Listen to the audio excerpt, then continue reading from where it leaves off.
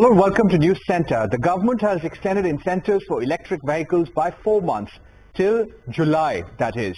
The electric vehicle promotion scheme, as FAME 2 it was known, was set to expire at the end of March 2024.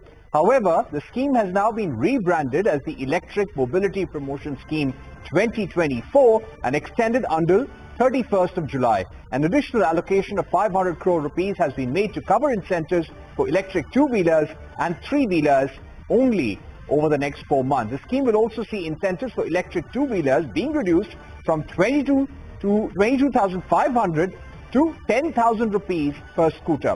For electric three-wheelers, the incentive has been capped at 25,000 rupees for e-rickshaws and 50,000 rupees for electric three-wheelers with a higher battery capacity. To take this forward, we're now joined by Shamsher Dewan, Senior Vice President at ICRA, and Som Kapoor, Consulting Partner on Automotive at EY India.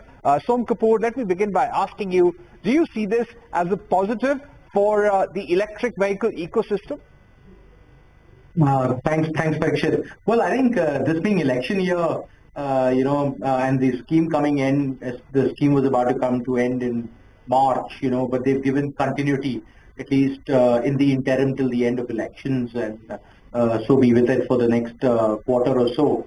So from that perspective, yes, I mean, there's continuity in the scheme, albeit maybe a little lower than what was given earlier, but they've at least shown intent to show continuity of scheme till the time the new government comes in and FAME 3 truly comes out to life. Right. Shamsher, to ask you about the incentive framework under this new scheme, earlier every two-wheeler manufacturer making electric scooters was getting a highest incentive of 22,500 rupees per scooter. This had already been reduced from the earlier allocation, and now it is brought down even further to 10,000 rupees per scooter. Would this be a negative for the consumer in terms of price increases? Thanks for having me on the show. Yes, so, as we know that the FAME 2 policy was about to see a sunset at the end of 31st March 2024. So the fact that the government has come out with this interim policy to continue to promote electric vehicles is a step in the right direction. Having said that, yes, the overall subsidy mechanism has been brought down. So earlier, under the revised guidelines for electric two-wheelers, the subsidy was, kind of capped at 22,500 rupees per vehicle. Now it will be capped at about 10,000 rupees per vehicle.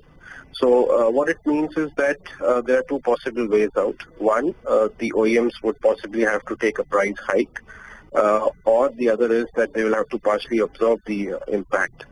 Now, what we have seen in the past that it was a combination of both these factors. OEMs did increase the pricing to some extent, and they had absorbed part of the subsidy reduction through localization and value addition, possibilities, which brought them, to basically reduce the cost. So I think the OEMs were expecting something like this to happen, and they are on their path to kind of, reduce the overall cost of manufacturing by bringing down the BOM cost. So I think those steps will continue. From a demand perspective, it may also have an impact to some extent that it may kind of slow down the pace of EV adoption to some extent.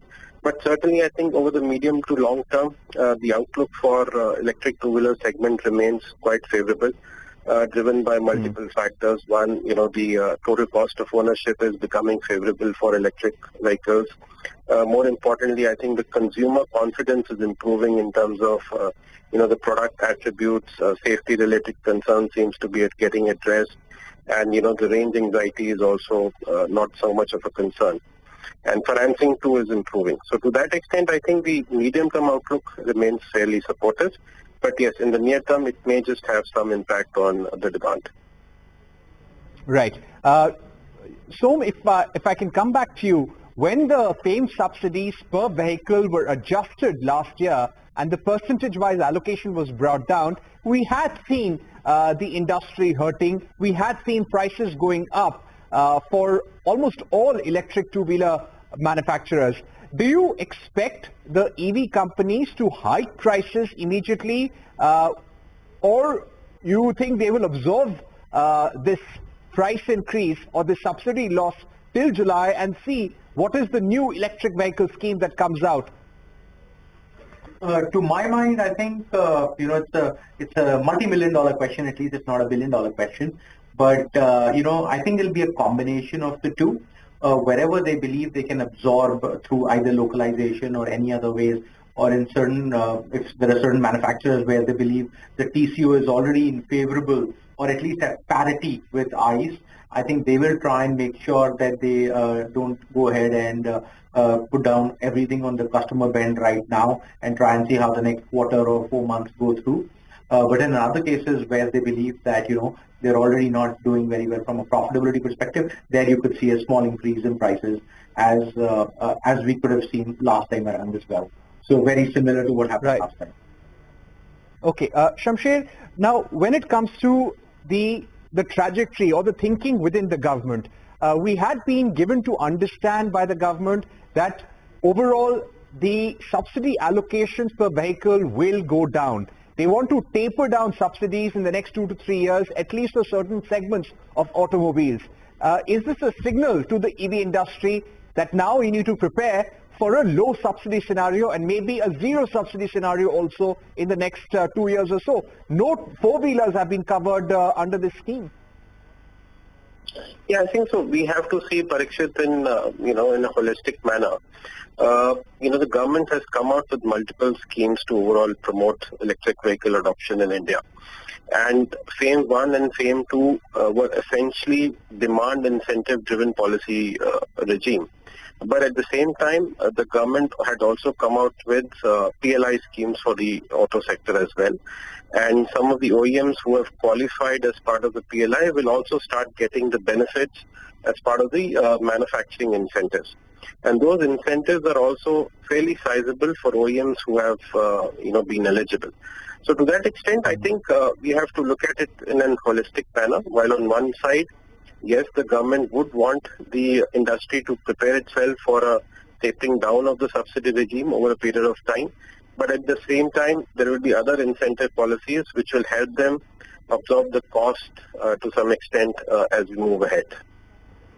Right. And Som, very quickly, what do you think this shows about what the government is planning to do in terms of EV subsidies and supporting the ecosystem? We believe there will be a new scheme that will be announced in July, a 12,100 crore scheme. It's actually 12,600 crores, but 500 crores will be adjusted from that, and that will only be for a 2-year period. Well, let's just wait for the scheme to be announced in 4 months' time. We'll all know then. But I just feel that as we look at other geographies as well, where certain schemes came out and that gave a push. So I think at least the point is that there will be some kind of a subsidy requirement that we are starting to see happen in the Indian market as well. I don't think the good point is they've come up with a scheme even for the short 4-term, the 4-month period. And I would see that as a positive sign of things to come, that at least they have this, the whole theory is that they're going ahead with even the bridge gap scheme, if you may call it, for the next 4 months or so. Right. So you see that as a positive, that the government does not want to have any sort of disruption in the EV ecosystem. That's all we have time for. Thank you very much to Som Kapoor and Shamsher Dewan for joining us. We're heading into a break, but coming up, the CEO of global logistics company DHL Express, John Pearson, says India is among the top 2 markets for DHL Express. They are going to be investing 200 million euros in India over the next 5 years. An exclusive interview with him when we return.